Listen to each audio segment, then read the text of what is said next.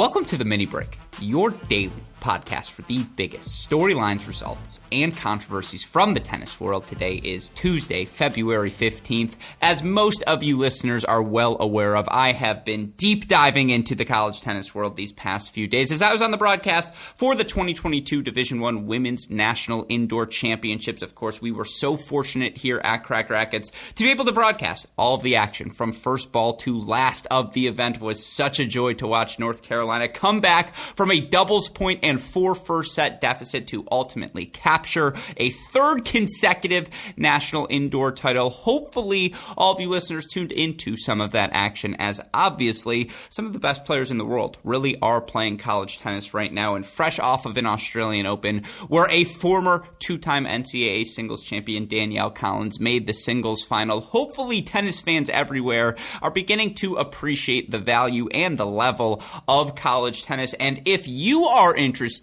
in starting a college tennis fanship, rest easy. We've got the options available for you here at Cracked Racquets, as we will be playing host once again this weekend to the Division I Men's National Indoor Championships. All of that coverage, first ball to last, on our Cracked Racquets YouTube channel. It's going to be myself and Mark Bay on the call this weekend as we get to see who is ready to be named the first national team champion of the 2022 season. Of course, with all of that said, I'm well aware there has been plenty of action unfolding on the professional tours. Of course, you look last week at the action in St. Petersburg. What a thrilling finish it was. Annette Kontaviet, a 3-set win over Maria Sakkari, and it just seems week after week we are getting these outstanding fields, outstanding results on the WTA Tour. Of course, it was a 3 ATP Tour event week last week as well, and we had some firsts across the board. Perhaps most importantly, Felix Auger-Aliassime finally putting to bed the narrative that he can't get it done in the big matches. He captures his first ATP Tour title in Rotterdam. Of course, we had a first ATP 250 event in Dallas, ultimately captured by Riley Opelka. Casper Ruud continues to do his thing on the clay courts as well. With all of that in mind, a lot to discuss, a lot to catch all of you listeners up on, and I could think of only one guest to join me on today's show to help me do all of that. The man, perhaps the only man I would make sit through a monologue like that. Of course, you know him best as a host of Monday Match Analysis 3, a tennis show. You may recognize his voice as a single host on Tennis Channel from time to time as well. A returning champion here at Cracked Racquets, my eyebrow nemesis and friend, a man who likes Butterfingers. It's Gill Gross. Gill, welcome back to the show. I have missed seeing your smiling face. How is everything on the Pro Tour? All still going well? Actually, without your presence, it's collapsed. I mean, when Felix wins a title, that's when, no, just joking. No, what are people going to do without my tennis abstract screenshots? They're going to fall apart. Yeah, I was missing that. I was certainly missing that. I often, when you tweet those out, I'll often send the tweet to myself for later reference. And I was like, where something's missing here. You're like, what's Emil Rusevori's hardcourt record in the last 52 weeks? How can I know? Yeah. The under hits, Grusky. Under Stuttgart. Oh, and again, this shows you where my brain is at. I had completely forgotten. We had a nice little list of odds there. You're absolutely right. Over-under was Stuttgart. We took the under, and we win. We also took the under on Taylor Fritz making a 4th round. He knocks that out in the first Australian Open. Things are looking good. Are we pros? We're brilliant. Should we do this full time? I think so. Yeah, might as well. I'm not going to pretty smart. So. What am I going to apply a resume to? Like, what have you been doing the last 3 years? Well, I do these podcasts. There's 3 of them now. Yeah, that's not going to work anytime soon. That said, yeah, a lot for us to discuss. Of course, before we get into any of that, shout out as always to our friends at Tennis Point, tennis-point.com. The promo code is CR15 for the latest and greatest apparel, all at the best prices. Of course, if you use our promo code CR15, you'll get 15% at checkout on all sale items, free 2-day shipping on all orders exceeding $75. Best of all, free can of Wilson Extra Duty tennis balls. Midwest Sports is not what it's called anymore. It's now tennis-point.com, tennis-point.com. The promo code is CR15. With all of that said, let's get into it. And we have hold on. Okay. Good name change. I'm a fan of it. I think it's great. So just shout out to them. Tennis Point. I appreciate that as always. But with all of that said, let's get into it, Gill. And yes, let's start with the under that hit, Felix Auger-Aliassime, who has accomplished just about everything you'd like to accomplish for a player his age. And of course, for Felix, 21 years old last year, so much success at the Grand Slams, right? You look at what Felix was able to do at the U.S. Open, ultimately making his first semifinal at a Grand Slam. Of course, that was preceded by his first quarterfinal in Wimbledon. He made a round of 16 at the Australian Open that year as well. You look for what he was able to do in Australia this season. Just a fantastic level from start to finish, coming off of that ATP Cup title, making the quarterfinals, pushing Daniil Medvedev to a fifth set.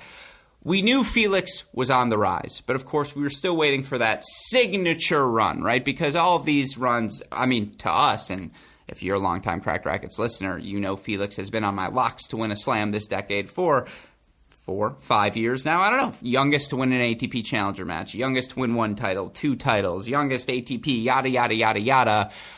Is Rotterdam his signature run? Is this the run now, Gill, where you think, okay, we now all, the broader tennis community are now thoroughly believers in FAA? Yeah, it certainly just, it gets the monkey off the back, right? And that's the most important thing. But what I really like about how he did this is it didn't really feel like he had a big week and that was it. There was a buildup to this. He was amazing at ATP Cup. He was great in Melbourne at the Australian Open. And then he comes indoors and wins this title. And did he get that final, that easy draw in the final where it's like, oh, he's definitely going to win this one. He catches a break here. No, he got Stefanos Tsitsipas and he wins that match. And not only does he win it, it's a blowout. It's not a very competitive match. I don't see how Felix could have done this any more emphatically, but the best part about it is it wasn't a hot week. It wasn't just one good match. Every single time he's taken the court in 2022, he has looked like a significantly improved Felix Auger-Aliassime from what we'd seen previously. I also enjoyed the fact that he got better and better as the week progressed because he didn't play that well against Igor Gerasimov in his first match, a 3-set win where he makes only 59% of his first serves. He's broken 3 times, which is the most he was broken in any of the matches he played on the week. That first serve percentage continued to creep up, and of course, indoor hard courts, you have no excuse to make fewer than 60% of your first serves. The conditions are as perfect as they get. The thing that continues to stand out for me with Felix, and I think those who believed in his talent from the beginning have always seen this quality, the serve and the forehand have gone from, oh yeah, there'll be a weapon one day, he can be elite there. They just are elite now, and you look for him here this season, and I know it's still a small sample size. He's played, 16 matches thus far in the year, according to the Tennis Abstract I'm looking at right now. He's holding 86.6% of the time. That is a top 15 number, and I do think that number feels a little soft when you look at the level of competition he's faced. In particular, ATP Cup, he played Medvedev, Zverev, Norrie, who are 3 of the top 10 in break percentage last season. And he's still holding 86.6% of the time. He played Medvedev again at the Australian Open, He plays Tsitsipas and Rublev, Norrie again here this week. Andy Murray's not too bad of a returner in my experience either. And he just rips through those guys now. His ability to find the +1 forehand, his ability, or just the weight of that +1 forehand, even if it isn't always perfectly placed, just the trajectory of that ball, the heaviness of that ball, it sets up everything else he wants to do in the point. And he's always been a good volleyer, but he just feels, or to me it seems, he's that much more comfortable with his first forehand to the point now where there is no hesitation. He gets a look at that forehand, he's following it in, and that decisiveness has led to improvements on his execution at the net, and it's just made him a more complete player. He has found another gear with his serve +1 forehand. He out-serve +1 both Rublev and Tsitsipas. That's hard to do, especially indoor hard courts. Yeah. And I think that it was always potent, sure, right? It's just the forehand missed too much. Mm-hmm. And I think what's happened is he's been able to rein in his targets a little bit. And part of that is exactly what you just said. he doesn't feel like he needs to hit a clean winner, because if he needs to hit that volley, that's fine. He's very, very comfortable doing that. And I feel like there used to be, I never looked at him as a terrible volleyer, but he certainly used to be allergic to the net in a certain way. He would just stay back and he would try to he had a weird thing with his margins, in my opinion, where he would just cut it too fine all the time. And I don't know what else was really the issue, because I think a lot of onlookers were puzzled and are puzzled at sometimes how much that forehand sprays inexplicably. But the consistency is now there. And also, I was impressed with his return this week against Tsitsipas, because when you talk about out serve +1 well, yes, Stefanos didn't make enough first serves, but the way he returned the second serve and the first serve really neutralized Tsitsipas's first forehand. And I think at this time, he's an underrated returner of serve. And I'm talking about the return of serve in isolation, not the ability to necessarily win return games as a whole. Sure. No, because of course the break percentage is still not ideal, and yet I would agree with you. I think in particular on the backhand wing, ball, just his ability to stay concise with his backswing and just compact and just use the pace of the serve to drive through that ball, because he has so much natural strength. He's going to get the ball deep enough to get the point back to neutral with that return of serve, as opposed to taking a big rip. I also think when you talk about the errors that would pile up early in his career, a lot of those errors were on the run. A lot of those errors were when he was pressured by pace. And I still think Rublev had some success, certainly with his +1 ball, and when he could get Felix really stretched in that backhand corner, as of course Rublev can with his inside-out forehand, then sure, Felix would sit a ball and float it in the center of the court, but that's going to happen to anyone. To me, the biggest difference is the on-the-run forehand, the on-the-run backhand. His ability, particularly on that forehand wing, because in the Tsitsipas matchup, and it's one we've seen frequently dating back to their junior days, and frequently here in their young ATP Tour careers as well. Both guys are trying to camp out in that outside corner, right? Both guys want to be the one to hit the inside-in forehand. I thought when Tsitsipas pulled the trigger on that inside-in forehand, Felix's ability to track that ball down, hit his own forehand cross-court with pace and depth, that's the ball Tsitsipas then wants to take up the line, right? You know the pattern, Tsitsipas. Inside-in to set up the approach shot forehand to set up the first volley. The depth Felix was able to generate on that first forehand, and I mean, you can find it at multiple points in the match if you go back and watch. I wish I could point to a specific example, but just his ability to play on the run, that's the biggest difference to me in the past 12 months. And I do think this is where it's worth remembering. He's 21 years old. Like, hey, he could have played the Next Gen Finals last year. Like, it takes some time to grow into the body. And the same way Tsitsipas, when he was 21, took that jump physically. Like, I do think we're seeing that with Felix right now. Yeah, there's a physical jump. I mean, I think it's a lot about intention, though, and court positioning. Because when I first saw Felix play, I was like, wow, what a great athlete. Amazing. With a ton of power, great serve and a big forehand, right? He just didn't use his athleticism to defend. Like if young, when we're talking about 20-year-old Felix, or 19-year-old Felix, there's not that much defense there. It's really an offensive player. I think he's now willing to, first of all, move back. I thought he was kind of plastered up on the baseline early in his career, and it helps to move back if you're trying to defend, and then kind of understand defensive intention and adding some spin and some height, net clearance on that cross-court forehand that you're talking about. And he's strong enough where you can neutralize, or you could even counterattack and turn defense into offense without kind of going for broke from those defensive positions. Yeah, that's a really good way of putting it. He was glued to that baseline, and now I think he's realized his strength. I think he's comfortable with his movement.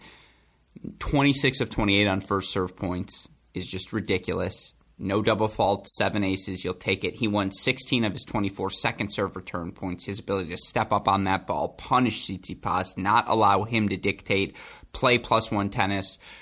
Felix is here. And again, you look for Felix now over the last 52 weeks, 43 and 24 overall. You look for him against top 20 opponents, 13 and 9. That's what you ask for. You look for him against the top 10, 7 and 8 against the top 10. I don't know what, like, playing top 10 opponents to a 500 level, you're a top 10 guy. And you look for Felix Auger-Aliassime back up to number 9 in the rankings with this result. Gets the monkey of that first title off of his back, and you could see the relief in his face.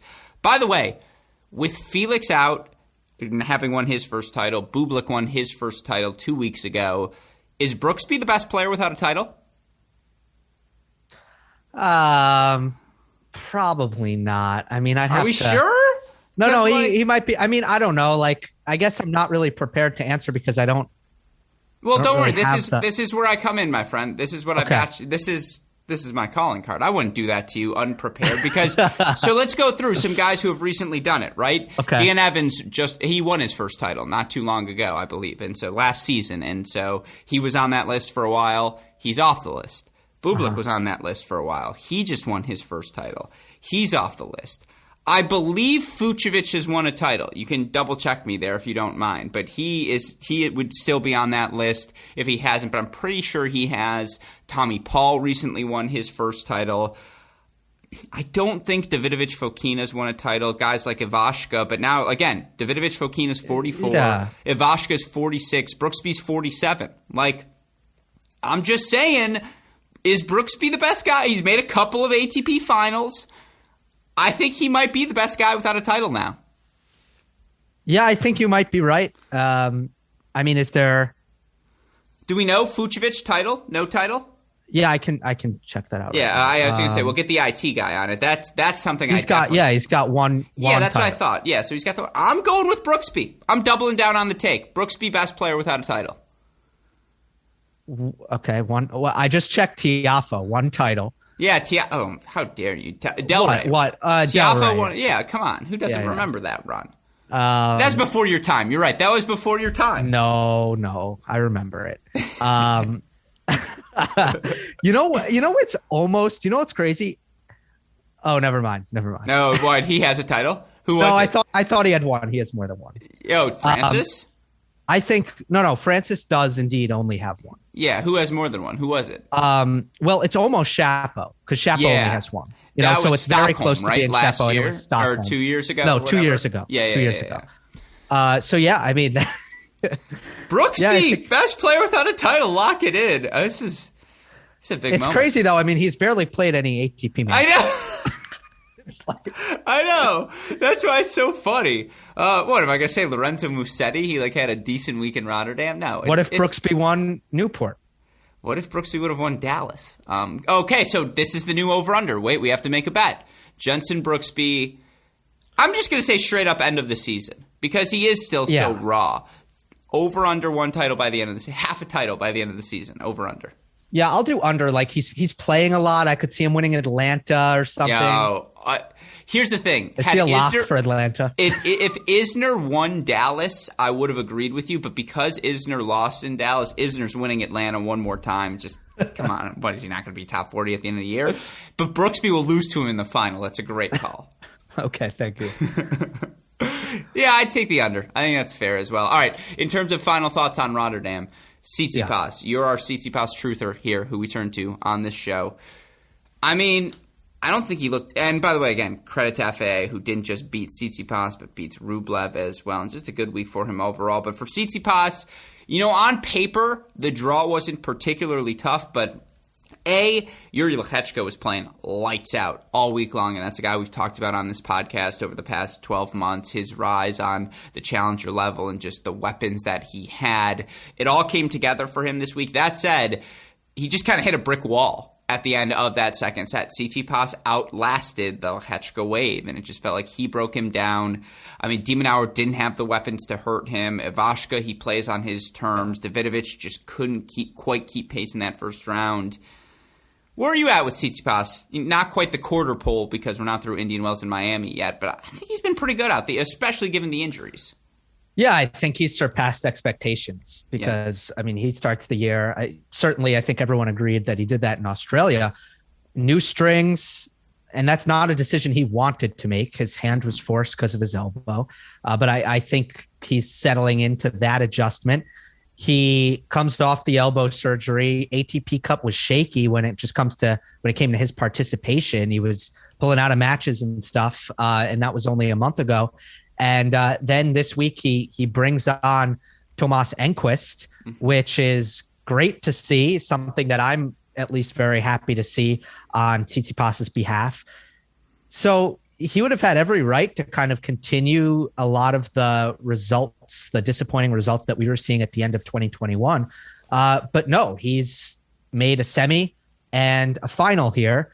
And now he goes into a couple of slower hard courts than clay. And I think things are looking up for him. And again, like if he would have been upset early in Australia and lost, early to, maybe in the quarters of the semis in Rotterdam, I think that would have been understandable. So the way I look at it, 2 for 2, Tsitsipas goes further than he could have. And by the way, these haven't been good conditions for Steph. I think he came into this week 4-4 on these weird, slow, low bouncing Rotterdam hard courts. Yeah. No, it was, I mean, did you think they were low and slow? Like, was that your takeaway from these conditions? They weren't on the scale of like all courts. Yeah, I would say. This is always a great argument, right? Court condition arguments. Yeah, I'd say maybe they were medium. But as far as, on the indoor court scale, I think they're definitely slow. Sure. And the bounce definitely, I think, is low in Rotterdam. Very consistent. And I did think Stefanos struggled with that on-the-run forehand against Felix, just the depth of it with his own on-the-run forehand. Just, again, when Felix was able to get depth onto that side, a lot of shank errors, and it just felt like pace in particular. Lechechka did the same thing where because that ball stayed low on him, you're right, I do think he pulled up, and I think that was the majority of the errors. But I thought he played well. Like, I do. I agree with you. I would like to see him, again, continue to make quarterfinal type runs. He's beating everyone he's supposed to beat, which is really all you can ask of him. And I thought Felix did more to win that match than Stefanos losing it. So, again, that was my takeaway, if that makes sense. Yeah. I mean, one thing is this pattern continues to emerge, and I'm tracking it on a lot of Tsitsipas matches, just the returns in play numbers. And he's losing that to a lot of the best players in the world, especially Medvedev, loses it again against Felix. He needs to, against these elite serve returners, he's just playing at a disadvantage because he's still not making enough returns in play. And then in this match in Rotterdam, I think on a slower court, he wasn't getting enough free points. He saw 70% of his serves come back in this match, which is a lot. So that's one pattern that I think is concerning. But on the clay, and on the slower surfaces, it kind of goes away because, everyone's just making returns. Yeah, completely fair. That was the one other thing is the Tsitsipas backhand return was still the vulnerability for him in all of these matches. That said, again, final thoughts here on Rotterdam. Lechechka, in or out? Lechechka. Yeah. Oh, I love him. He's not, I just like it. I like it. Go on. Yeah, and I almost feel like this is a boring description of a player, but it's all about kind of solid ball striking off both wings, lots of easy power, consistent power. I really was impressed with his shot tolerance against Musetti. A lot of long, tough rallies. He was able to hang in there and show off his consistency. And he's just a super solid baseliner with decent, average mobility. I'd say an average first serve right now. But really, it's mostly just about the evenness off both wings and how clean he hits the ball. I agree with you. I said it's Marcos Giron 1.25. Just kind of pretty good at everything and just a little more flash, a little more pop. More muscle to him, for sure. Yeah, exactly. And so just a little bit more size. And so, by the way, Marcos Giron, top 75, 70 player, that with a little bit more pop. You look for Lechechka, top 50 push. Absolutely in the cards. And again, big result for him here in Rotterdam. Musetti, pretty good week.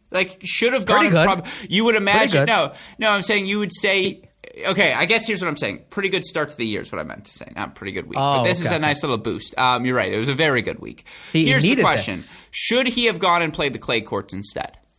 No. In fact, if we get to Ruud, I think this is an interesting kind of tie-in. I like it.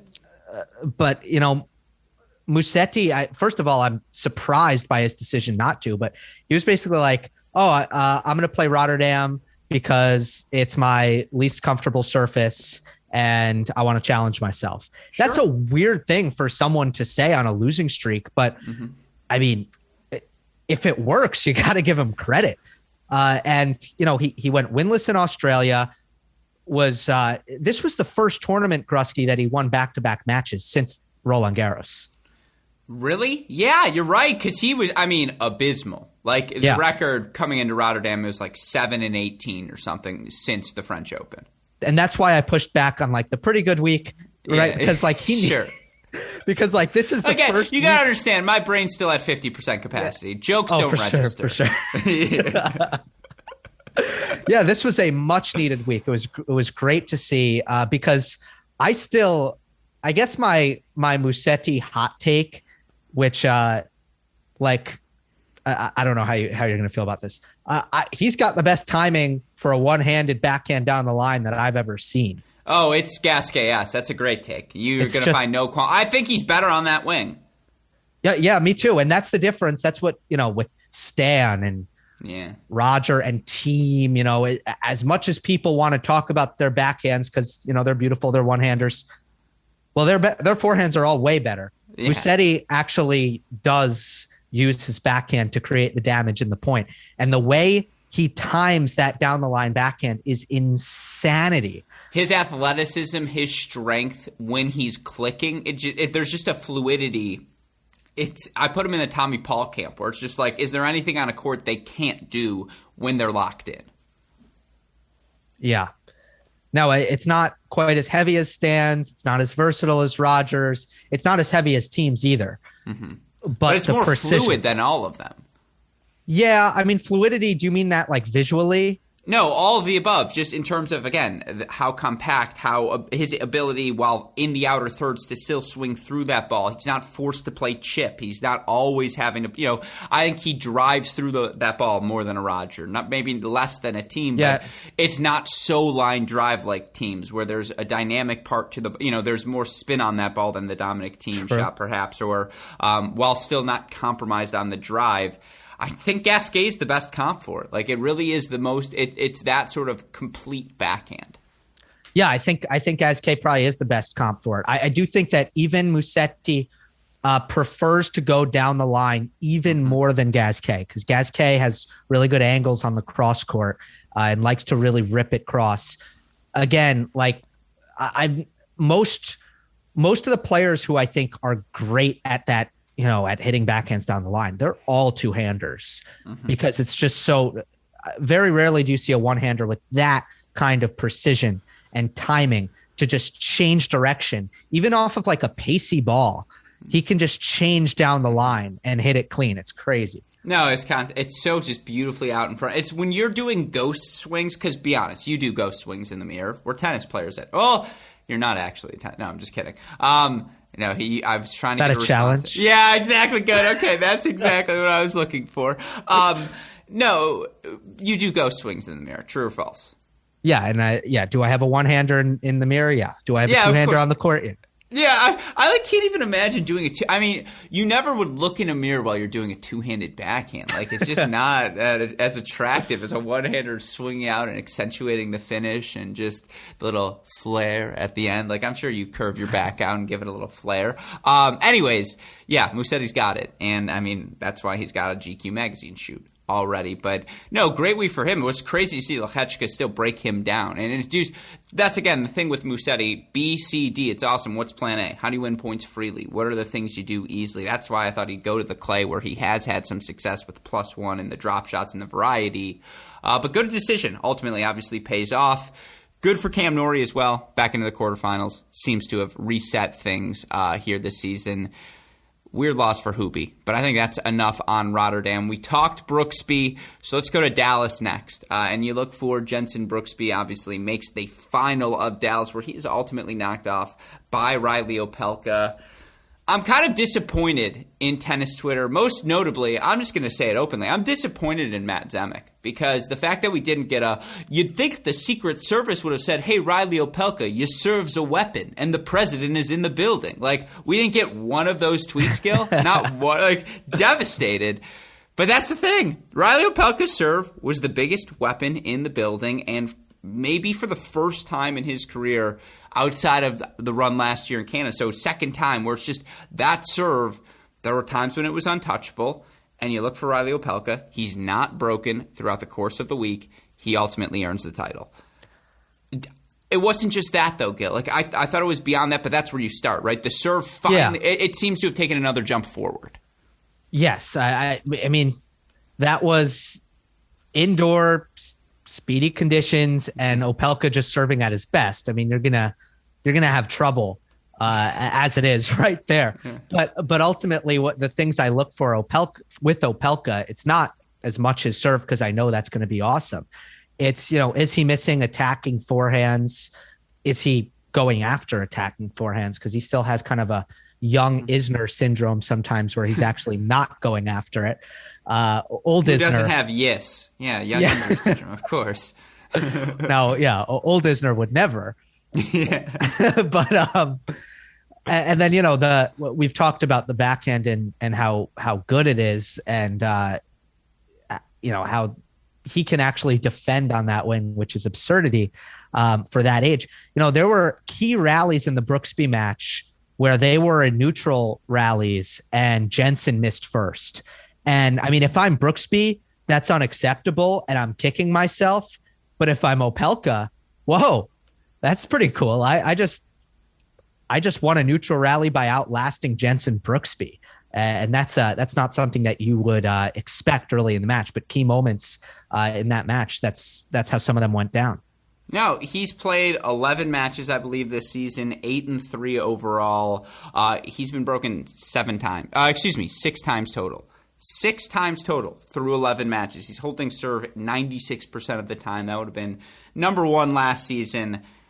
That's ridiculous. That's absolutely ridiculous. Now, he's played a ton of tiebreakers this year as well. He's 10-3 in those tiebreaks. And just, to me, what was so impressive in particular in the match against Brooksby, and by the way, because during these broadcasts for the college matches, I can't follow any of the pro action. I know what's happening result-wise, but I have no idea what's happening from a nuance. And, everyone's going crazy about Opelka Isner. And I was like, it was exactly what you thought. I was like, who expected anything different? But then it's like, no, it was 24-22 in the breaker. I was like, oh. I was like, okay, well, good. Like, now we can put this argument to rest. You thought everyone was like, holy crap, what is this serve bottery? Yeah, what's going on here? Exactly. I was like, what are you guys overreacting? I was like, were we expecting like a 6-shot rally? No. And so it's like, oh, but it was 24-22, and now understand. He still faced 0 break points in that match. 0 against Manarino, 0 against Steb, 1 against Jensen Brooksby. And to me, beyond the serve, it was so impressive against Brooksby.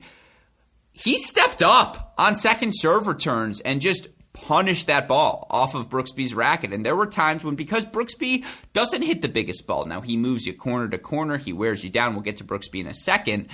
But I thought Opelka handled the physicality of Brooksby extraordinarily well. I thought he was particularly patient. And then when Brooksby sits a ball, as he will do in a rally, Opelka made him pay. Like, I thought this was a really balanced performance from Riley more than anything else. It wasn't just serve bot tennis. He was consistent, but consistently aggressive. Not, he wasn't suffering from yiss. He was consistently aggressive from the baseline. Yeah, and it's the forehand that is the one to watch there, because the backhand is kind of going to – it's not going to be – it's always going to be there. Erratic. Yeah, it's not going to be erratic, but the forehand can be.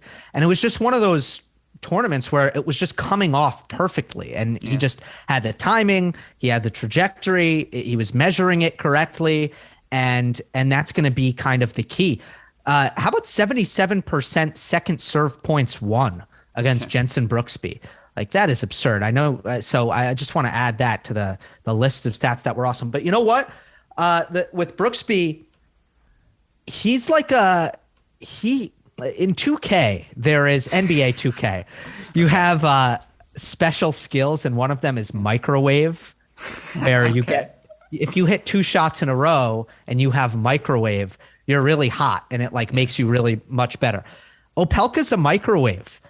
He gets really hot. Like, if you look at his results in 2021, a lot of losses that were too early, that were inexplicable. Rome, goes on a heater, a run. Canada, Masters, goes on a run. And then here, he goes on a run. So, okay, I know Riley Opelka can do that. I know he's going to do that. I want to see him go a month without a bad loss. So I'm really glad you bring that up. That was going to be my argument. I'm going to go beyond that. I think he has now gone a month without a bad loss. And I would argue this is really the first time in his career that's happened at the ATP level, not the challenger level, ATP level, where you look for him last season, he was 11-10 in first matches, 11 of an event. Yes, that'll keep you in the top 5, top 50. And yes, you look for him that, one of those results was Rome and semifinals. The other was Canada final, right? That's obviously going to get you pushing towards the top 30. That said, you look for him this season, again, 8-3 overall. He loses 4-6, 7-6, 7-6 to Cressy, who was one of the players of Australia, one of the 10, if not 5 brightest stars. And Opelka's not broken in that match. I don't think you can categorize that as a bad loss. 6-7, 6-4, 6-4 loss to Murray. I don't think he played his best in that match, but I don't think it was a bad loss. The 4-set loss to Shapovalov in Australia, I don't think he played his best in that match. I still wouldn't describe it as a bad loss. He didn't lose in Dallas. He beat everyone he was supposed to beat. And, none of the players he matched up with had a big enough weapon to hurt him with. I'm very encouraged by his level here to start this season. I do think we've seen a degree of consistency, particularly on the serve, where that, of course, projection-wise, we've always said that's got to be the foundation for his success. But it is now the foundation for his success. Yeah, I guess it's a pretty good point. I mean, technically he lost to 2 players outside the top 100 already this year. But yeah, they're Murray and Cressy. So I understand where you're coming from. I like that. That's funny. Yeah, that's a good point. You're not wrong. It dates back to the U.S. Open last year, Basilashvili, Musetti, Kwan before the loss to Harris. I think more than anything, what it continues to be is if you have a weapon that can throw him off his game and you can withstand that first strike, it's just you are going to beat him. But it's getting harder and harder to withstand that first strike. Yeah, I completely agree. The forehand technique has gotten better. And so I guess if you're going to say he's doing a good job at not avoiding bad losses for a month, another thing would be go 2022. One goal I think for him should be go 2022 without that stretch that he went on in 2021 where he lost 5 matches in a row in the first round. Because again, I do think the challenge for him is the week-to-week focus, not losing the game, not going on that drought, that bad spell. Because what he's shown is that he's gonna get hot and have some really, really awesome weeks. And I think the next step, if he wants to stay in the top 20, which he should at his age and not go anywhere, which I think he again has the ability to do and should do, that's what it's going to take. That's the other piece I would throw in. He's now 24, turning 25 years old this year. He's young. He's an adult. No, but it's also now he's still young. Yeah. But he is now an adult. And I just think the routine, this is what, year 4 or 5 of a year-long grind on the tour. He just now knows how to manage it better and negotiate all the highs and lows. And I think you can see that paying dividends for him and a bunch of these young guys we see taking the next step this season. Now, on the Brooksby note, 18-8 over his last 52 weeks at the ATP level, 47-12 overall, which is and it's just ridiculous. He's held serve, 82.2% of the time in his ATP matches, which is above the average of the top 50 players. He's breaking serve 25.8% of the time, which is a top 15 sort of number. He, of course, is now back into the top 50, up to the top 50 for the first time in his career, up to number 45 in the rankings, new career high. Still hasn't played a main draw at the French Open, which he now gets into. Still hasn't played a main draw at Wimbledon, which he'll now get into. Those are low-hanging fruit for points. Of course, this whole clay court season, really, low-hanging fruit for him if he's able to play at the ATP level and Indian Wells and Miami. And just that said, lost his first-round match to Karatsev last season in the French Open. Did make the final in Newport, but still to be determined how good he is on the non-hard court surfaces. What are they called? The natural surfaces, excuse me. Yes. That said, again, He shows up in Dallas, not the most match tough. Yes, he went and played a challenger in Columbus and loses in 3 sets to a guy in Nishioka who played extraordinarily well during that 2-week challenger stretch. But that said, beats Seppi, beats Thompson, was up big on Giron, blows that lead, then faces a couple of match points, takes it 7-6 in the third. Where are you at with Brooksby? I'm struggling with a question because it's like, it's just the same. It's more of the same. Right. And it's very impressive. And it's all about him staying healthy, not only for Jenson Brooksby's sake, but for the sake of all tennis fans. I want him to have a long and healthy career, and in the immediate future, just a healthy season. Do you worry about that he's going to run himself into the ground?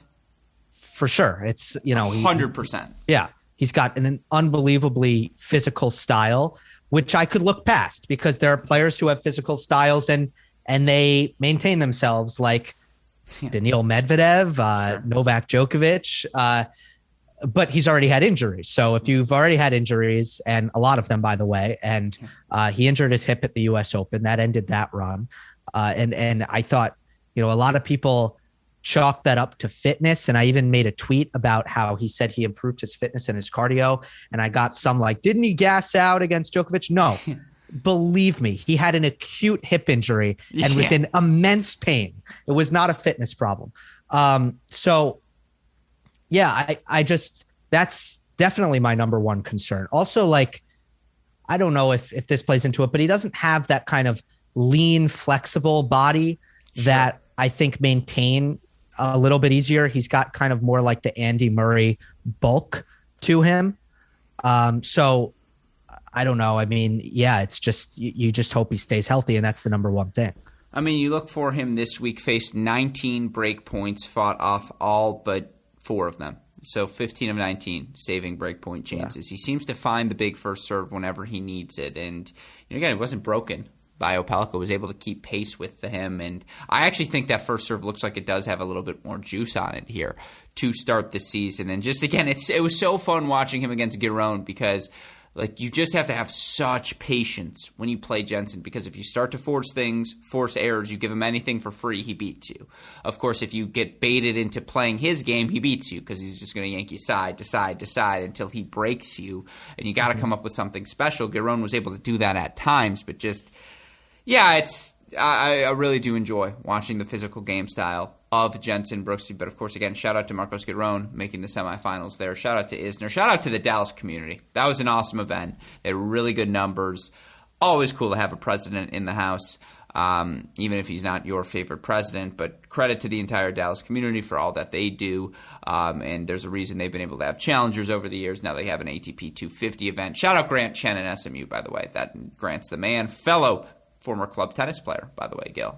Now. At Michigan? Or? No, at UCLA. But it's the big schools. Again, it still counts.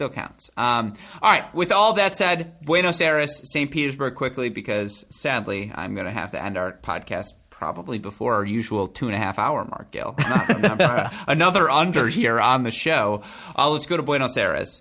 Yeah. There was a lot of fun things, little nuggets for us Cracked Racquets fans to enjoy. Would I be happy to talk about the Francisco Cerundolo run to the quarterfinals and why I still continue to believe it's Francisco, not Juan Manuel, who has the higher upside as a pro? Oh, yeah. But guess what? Is there a big debate about that? There is a big Do you not listen to the show? No. Sorry. I'm on your side. Okay, so it's really just me and you versus David Gertler, for the record, because he's Team Juan Manuel, and I'm like, you're wrong. It's Francisco. Because, okay, we're going to do it now. Amina Bektis, move over. Francisco's got the weapons. It's just like his forehand is so smooth, and the backhand's condensed, and he can move. And it's just like, why wouldn't his game translate to a faster surface?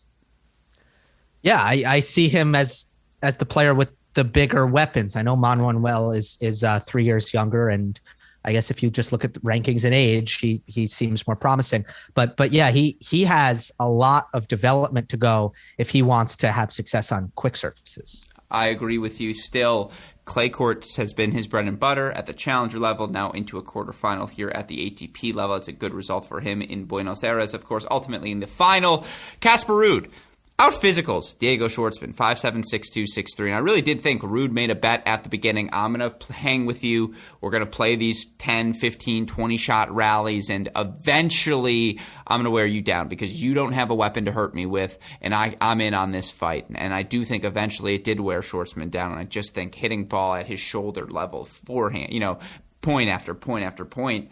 Ruud made that match physical. He found the down the lines a little bit easier. That said, was this the right schedule choice for Casper Ruud? Your thoughts on all of it? I can't criticize it yet, but I'm almost there. I'm getting there because it's like we get it. Like Casper's not going to lose. Casper, first of all, this is now 4 straight clay 250 titles.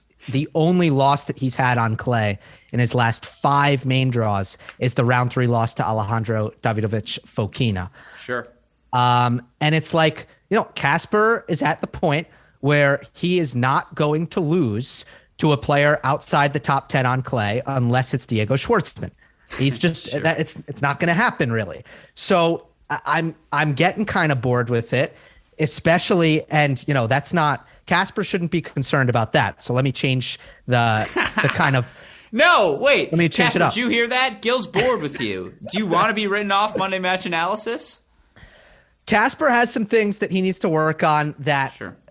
Like the return and the backhand defense on fast courts.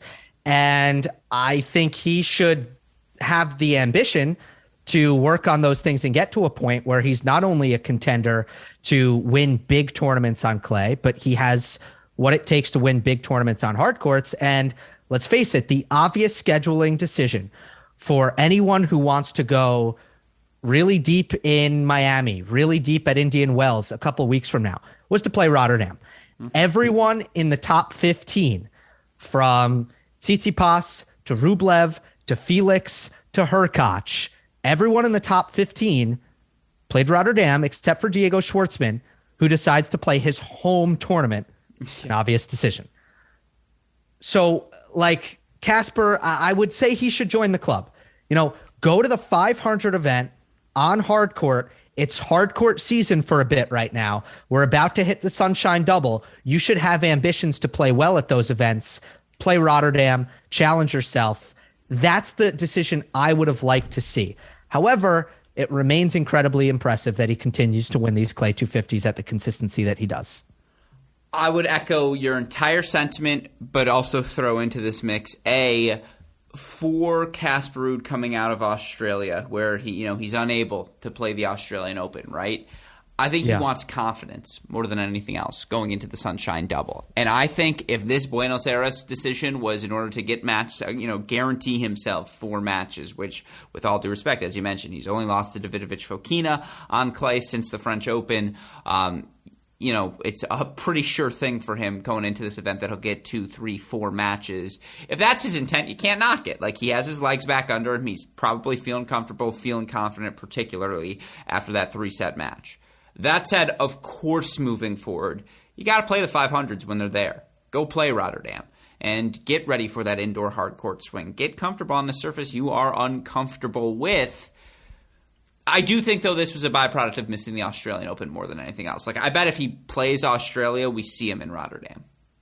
Okay, yeah. I mean, we'll never know. Speculation, yeah. You know what? I'll try to. We'll call him Casper's. Yeah. We'll watch his scheduling moving forward. I would like to see him make a different decision at some point very soon. Fair. What do you think about Schwartzman? Obviously, playing his home event, you get that decision. What do you think of his level? Very good. Sure. Yeah, I mean, I thought it was important because he lost early the week before, which I think he was upset about. And I think he looked, it looked pretty close to vintage Diego Schwartzman. The question now is going to be, I'm curious to see where he's at right now, because he's 29. Mm-hmm. And there's a really interesting, the really interesting question is, was 2020 a peak? Or is he going to get back there? No, and I think the scariest part watching that final is that Ruud did match his physicality. And it's like, well, if Schwartzman doesn't have that over these young guys anymore, what's the weapon? What can he do to make things easier? And I do think that is a little note of concern for him as we move. But again, Casper Ruud is the best of the best. And this is this is purely a ceiling talk. Diego Schwartzman is still very clearly a top 20 player. It's just a question of, well, have we hit that ceiling, to your point? And I do think the answer to that is more likely yes than not. But again, it was a really fun week. 3 events on the ATP Pro Tour. I think we covered everything there. Did I miss any extra takes that you didn't get to that you'd like to throw out there? In Ivashka, maybe some Botic love? Ivashka, Botic. No, Ivashka and Botic both, I think, will be pretty disappointed with how things ended in Rotterdam.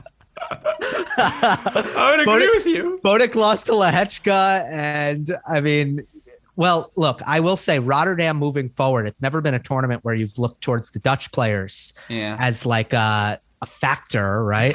But that's changing, right? You have Botic and Griekspoor now. So, are you in on Griekspoor? Yeah, he's not. I am. I'm kind of surprised that things haven't worked out better for him at tour level. No, I am as well. His forehand's just a weapon. And again, fantastic. Yeah. It's really stupid. It reminds me of some college tennis players where it's just like they are better than the field. And so they just kind of like know how to win points in certain scenarios. Talon Griekspoor's tennis instincts are just better than most people's. He's just like, okay, this is where I need to hit the slice, or now is my moment to go big down the line. He can do, it's not the most clear-cut success, but his success makes sense, if that makes sense to you. Yeah, for sure. I mean, the forehand's fantastic, and he was on one leg against Carreño Busta in Australia. But he's just springy. Everything's springy. Yeah, and somehow he was able to stay in it, just with his forehand, just going for it and landing it. 100%. All right, with all of that said, quickly on St. Petersburg. Anett Kontaviet, 3-set win over Maria Sakkari in the end. She also knocks out Ostapenko 3-4 after going down 3-love in that first set. Was down a set and 2-love to Maria Sakkari in the final. But just listen to this run to the title, Gill. Jill Teichmann, round 1. Sorana Cirstea, who's made third round or further in 4 of the last 5 slams, round 2. Bencic, round 3. Ostapenko, round 4. Sakkari, round 5.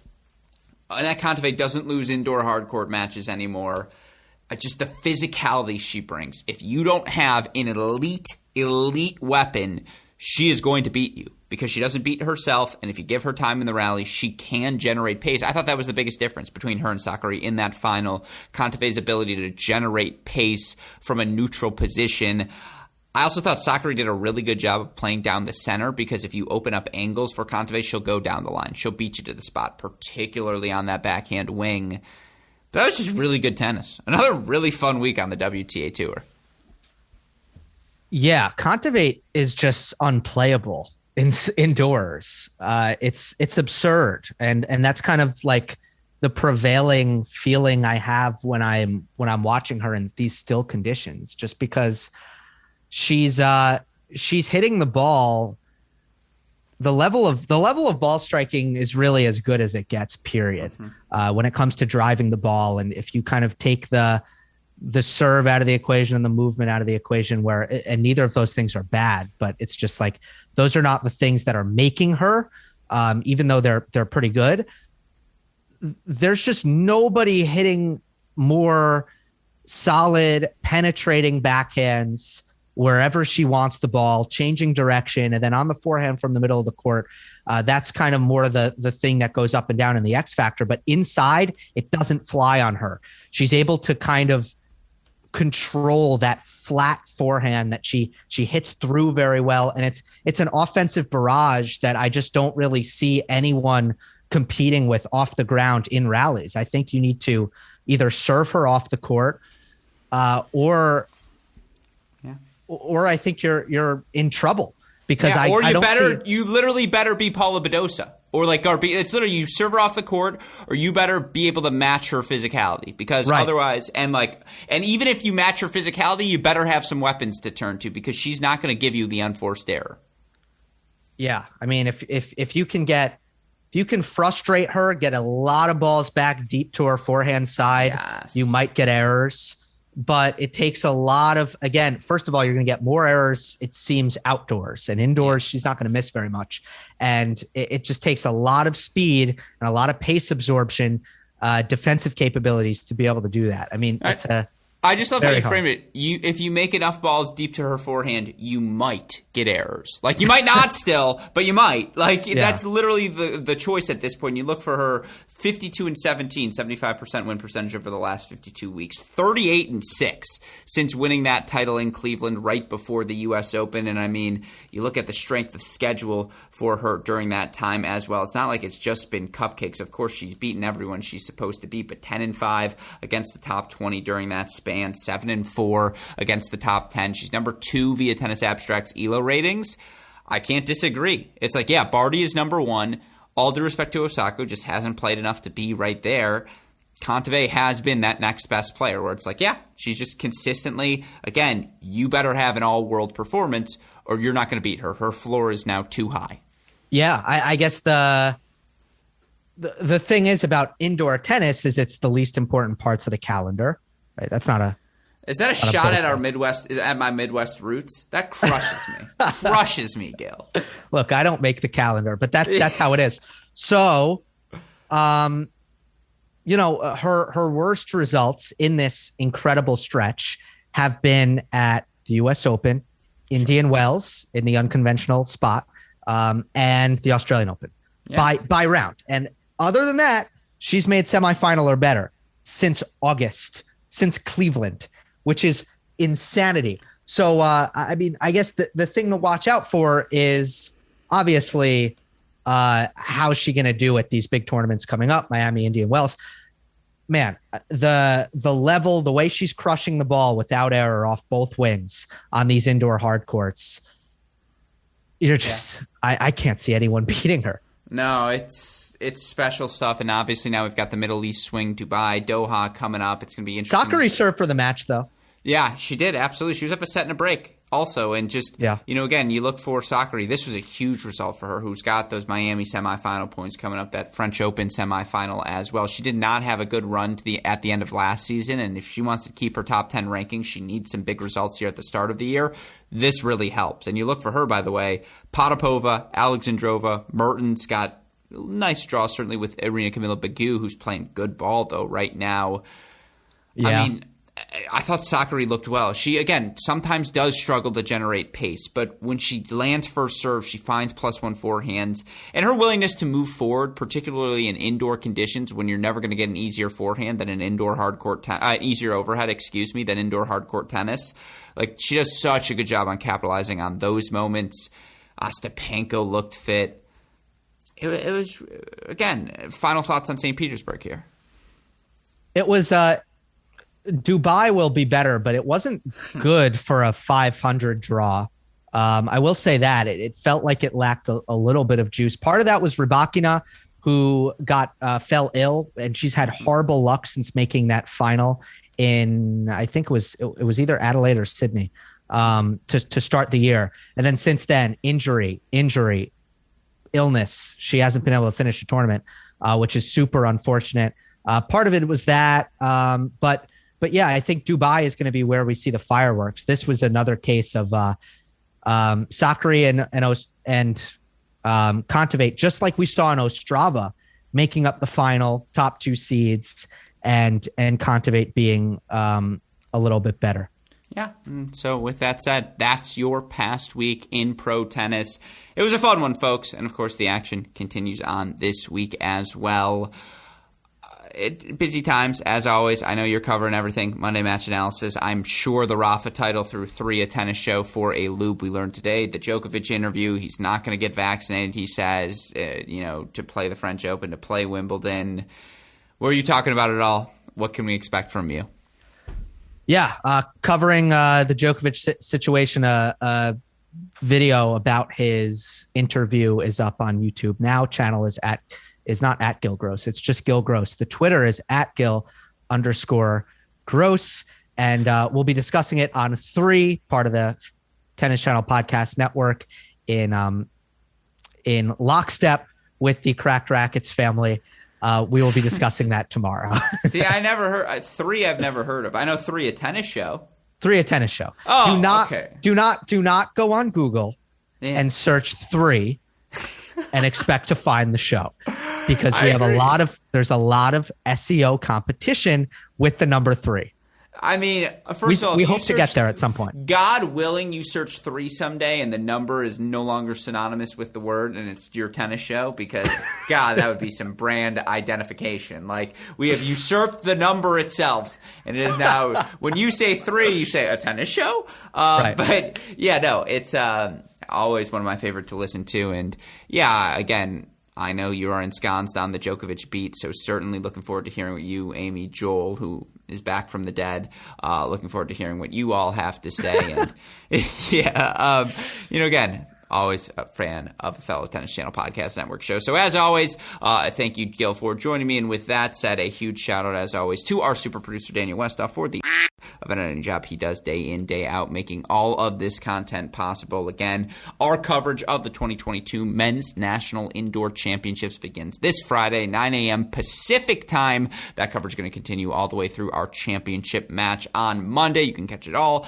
on our Cracked Racquets YouTube channel. A shout out, as always, to our friends at Tennis Point as well for the support. Tennis-point.com. The promo code is CR15. With all of that said, for my fantastic co-host and eyebrow nemesis, Gill Gross, our super producer, Daniel Westoff, our friends at Tennis Point, from all of us here at both Cracked Racquets and the Tennis Channel Podcast Network, I'm your host, Alex Gruskin. Gill, what do we tell the people? Great shot. No. Leave it in. But what do you say? I don't know. It's a break. It's a mini break. So what is that? That's the break. There it is. Leave all of it in, Westoff. It's okay. I love the enthusiasm. Can't keep track of it. Yeah, you're telling me. Yeah. And we will see you all next time. Thank you as always, my friend.